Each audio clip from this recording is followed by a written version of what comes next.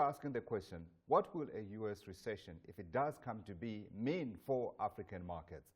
In my studio here in Johannesburg, I have Sven Richter. He is a fund manager at Drakens Capital. Out in Lagos, my colleague, Kenneth Ibomo, is standing by to take the conversation from a West African perspective. Let's begin in Johannesburg. Sven, thank you for your time. You've listened to all of this thing. I dare say you've been listening to a lot of conversations from your analysts, from your colleagues, from your senior management at Drakens Capital, and you've been talking about the potential for this to come to be.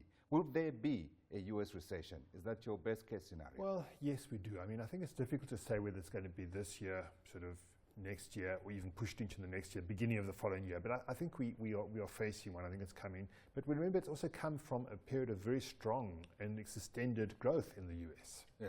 Is that a U.S. recession or is that a global recession?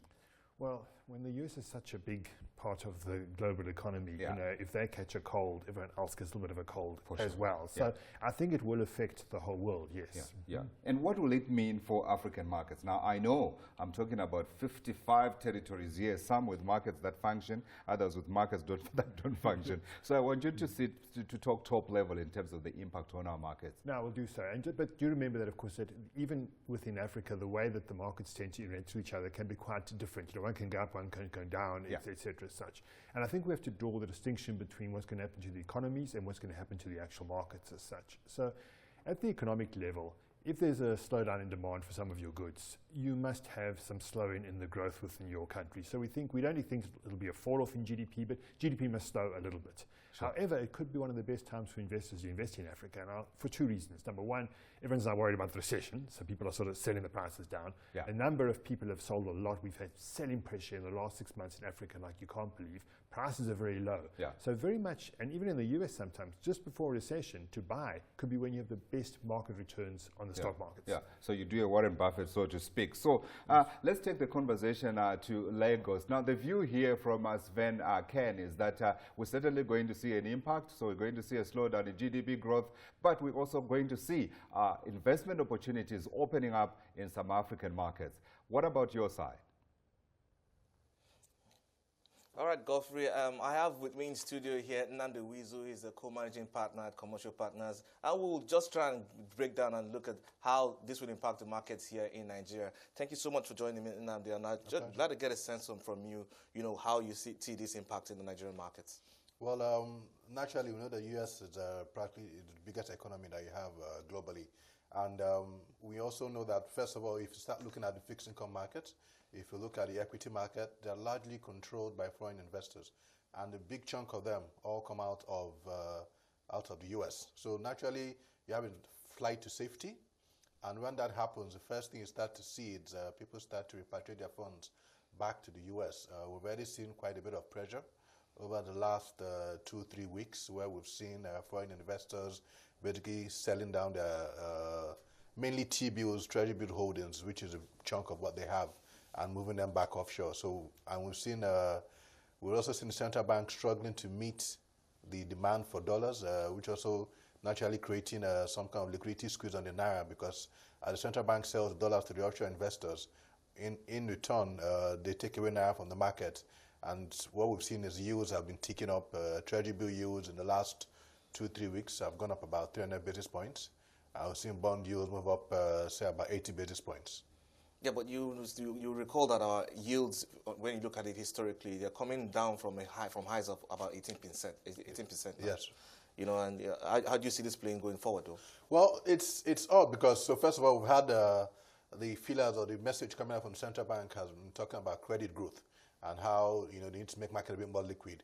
And all of a sudden, you have this start to happen globally, and market starts to turn. So yes, we've seen the foreign investors selling at yields of about 14%. So the question we're going to ask ourselves is, if the central bank wants to get them to bring their funds back in, or even to keep what you have in, because from now up until December, you have huge OMO maturities. In September alone, you have almost 2 trillion maturing in OMO. And then you have similar figures October, November, December. So the fears are these people are going to end up taking those funds back out. And we've also heard from the last meeting central bank governor had in the UK, he had talked about maybe reserves, about 10 or 15 billion of it being investments in government securities by the foreign investors. If that starts to move out, you're going to see heavy pressure on the reserves. All right, Godfrey, I understand you have a question for Nnmdi. I do indeed, and I wanted to ask Nnmdi if from what he is saying, if Nigeria simply is going to become a yield play because of the high yields that we're seeing coming into play, and obviously from a GDP perspective, if commodities are going to come under pressure, the stories for growth for countries like Nigeria and the other African commodity producers is simply going to go away. Well, we're definitely going to see pressure on commodities. Central bank always tries to defend the currency. It's always the #1 priority because that is the easiest way you're going to see pressure on inflation. So first of all, if you look at it and you say to yourself, Nigeria is an import-dependent economy. If the currency starts to weaken, they're definitely going to see pressure on our ability to import these import these items, which is naturally going to lead to huge inflation, which is naturally going to affect the manufacturers locally, because it's going to basically affect their ability to sell these products that they're manufacturing. We've already seen results coming out in the equities market. Most of them haven't been impressive. If you look at most of the consumer good producers, they're either flat or we've seen a drop in their top line, which is a bit worrying at this point in time. And naturally, that's dovetailing into the GDP numbers.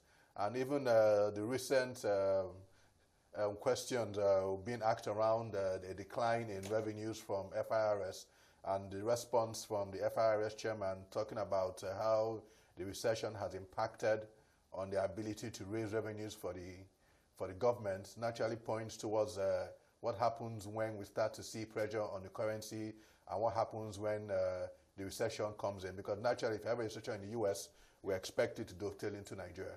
Absolutely. Absolutely. All right, Sven, but Nnmdi, Godfrey, I have a question for Nnmdi as well. And yeah. Go on. Okay. Go on.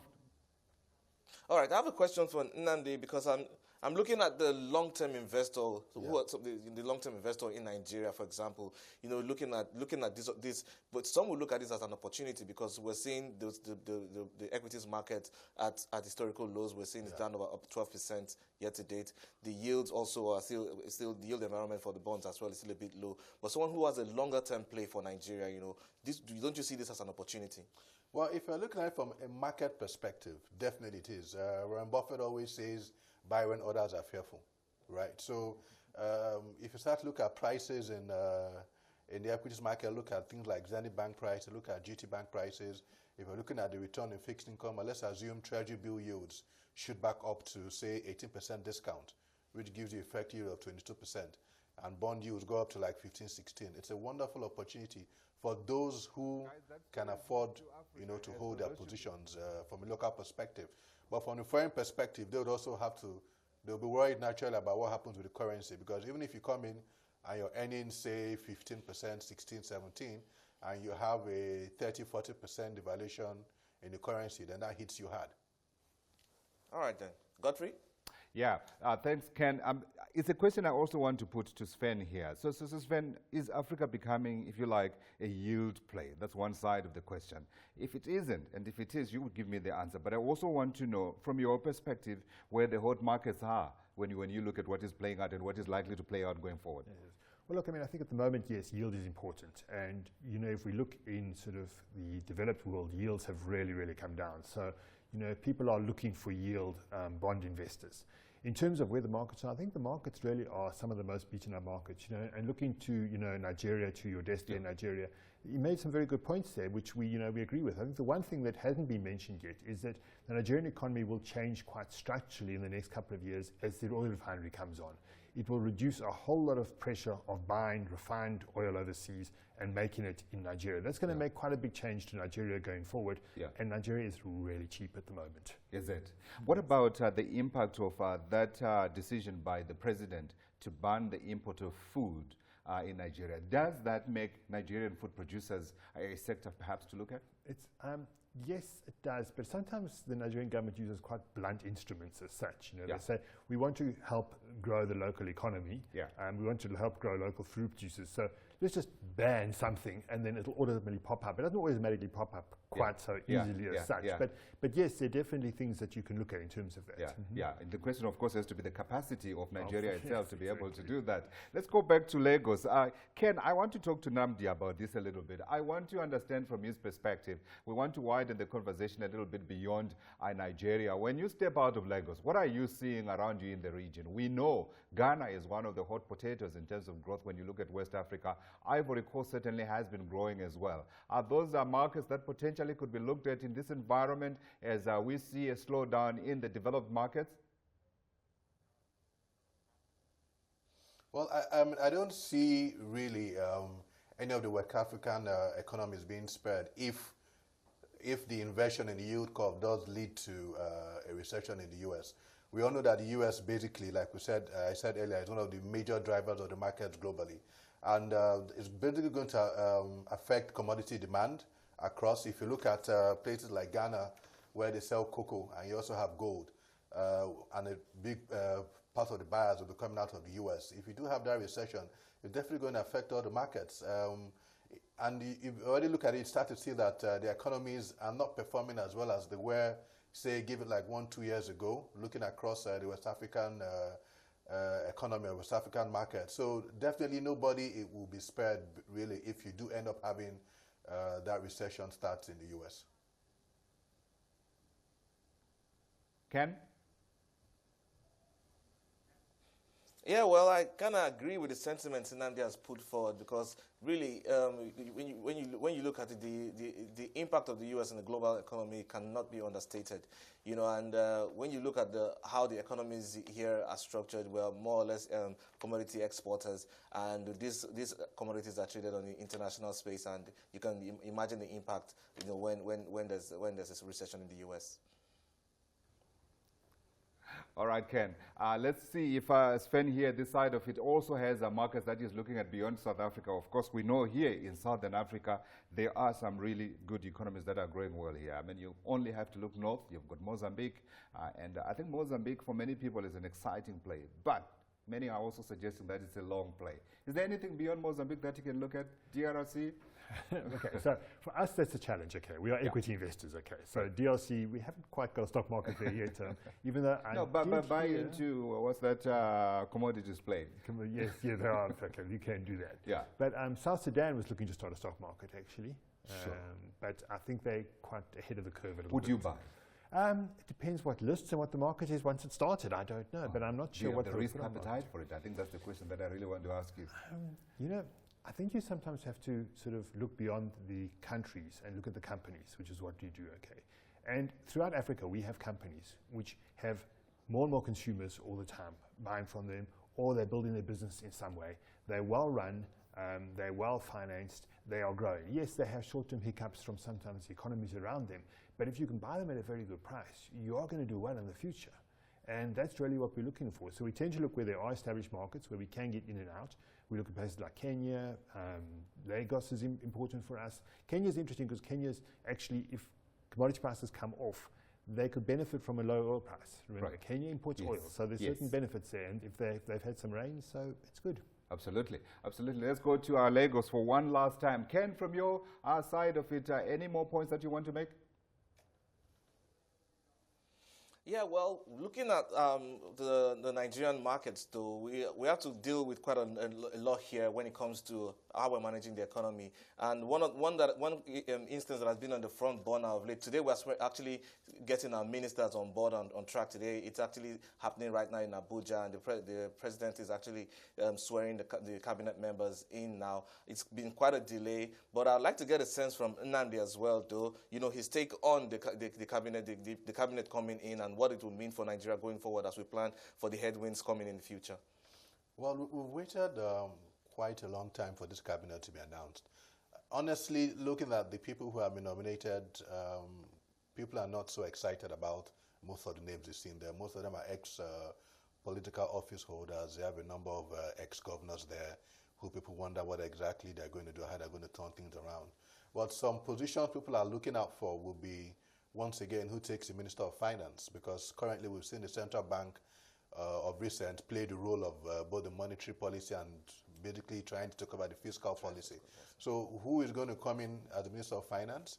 And another post people are looking at is who's going to be the Attorney General, because we know there's this big issue that we have where you have a Nigerian case where you've had a court in the London rule against us for about $9 billion.